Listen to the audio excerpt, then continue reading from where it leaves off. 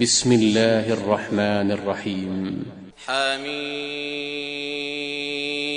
والكتاب المبين إنا جعلناه قرآنا عربيا لعلكم تعقلون وإنه في أم الكتاب لدينا لعلي حكيم أفنضرب عنكم الذكر صفحا أن كنتم قوما